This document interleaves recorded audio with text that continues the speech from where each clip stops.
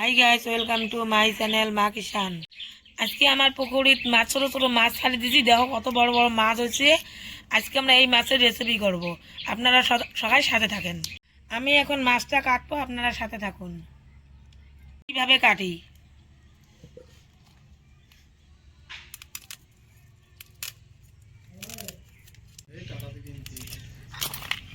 মাছটা অনেক বড় হয়ে গেছে, খাইতে খুব টেস্ট লাগবে।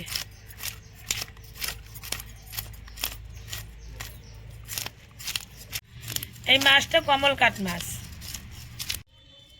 মাছটা দেখেন কি রকম কাটতে।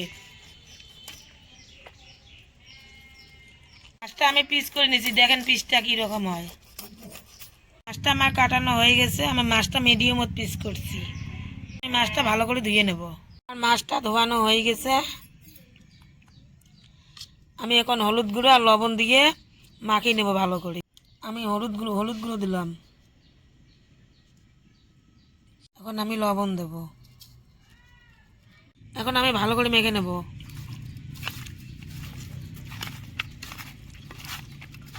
আমার মাখানো হয়ে গেছে। এখন আমি কড়াইটা বসে দেব।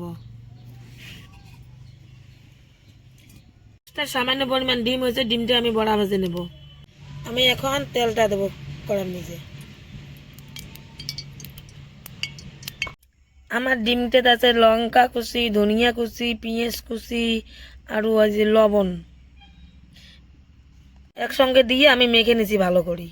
আমার তেলটা হিট হয়ে গেছে। এখন আমি বড়াটা ভেজে নেব।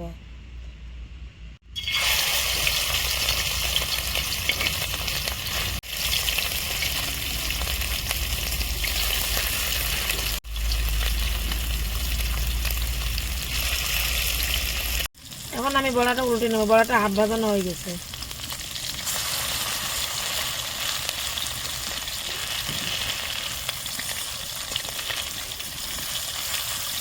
আমার মাছের ডিমের বড়াটা হয়ে গেছে। এখন আমি নেমে নেব।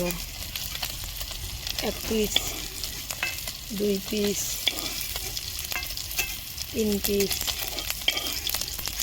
চার পিস, পাঁচ পিস, ছয় পিস, সাত পিস। দেখো আমার বড়াটা কত সুন্দর লাগছে। এখন আমি মাছটা দেবো এই তেলতে।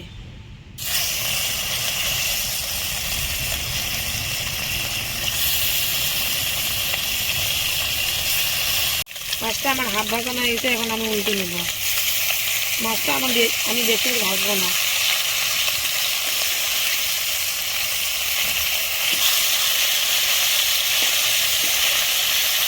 মাছটা আমার ভাজানো হয়ে গেছে। এখন আমি নামিয়ে নেব।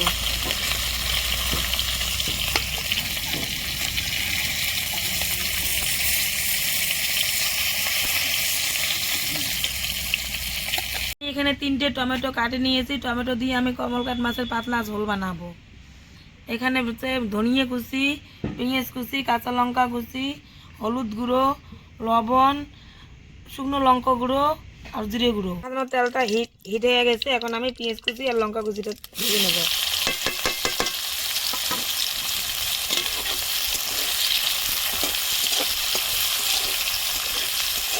পেঁয়াজটা এরকম করে লাল লাল করে ভেজে নিতে হবে। এখন আমি গুঁড়ি মশলাটা ভেজে নেব।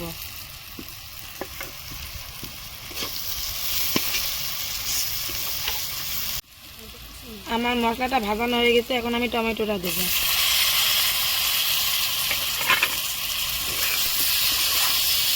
এরকম করে ভেজে নিতে হবে টমেটোটা। এখন আমি গরম পানি দেব।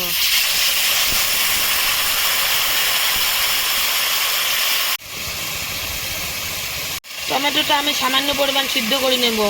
কিছু সময় ধরে ঢাকি দেবো 2 মিনিট। আমি এখন ঢাকনটা উল্টে নেব।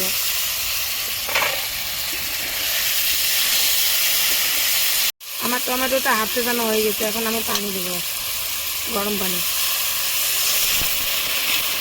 এখন আমি মাছ দিয়ে কষে নেব।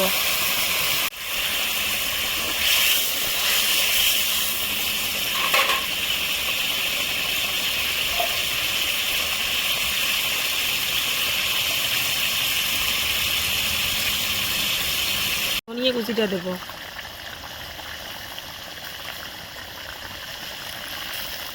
এখন আমি ঢেকে দেবো 5 মিনিটের জন্য। আমি এখন ঢাকনটা উল্টে নেব। আমার মাছটা কষানো হয়ে গেছে, আমি এখন 2 কাপ জল পানি দেব। আমি মাছটা পাতলা ঝোল বানাবো, সামান্য পরিমাণ নেড়ে দেবো। আমি 5 মিনিটের জন্য ঢেকে দিলাম। আমার তরকারিটা হয়ে গেছে, এখন আমি নেমে নেব। ঢাকনাটা তুলে দিলাম, নাড়বো না, আমার তরকারিটা হয়ে গেছে। আমার মাছের তরকারিটা হয়ে গেছে। এটা মাছের তরকারি, এটা বড়া। আমার কমলকাট মাছের রেসিপি ভালো লাগলে লাইক, কমেন্ট, শেয়ার, সাবস্ক্রাইব করবেন।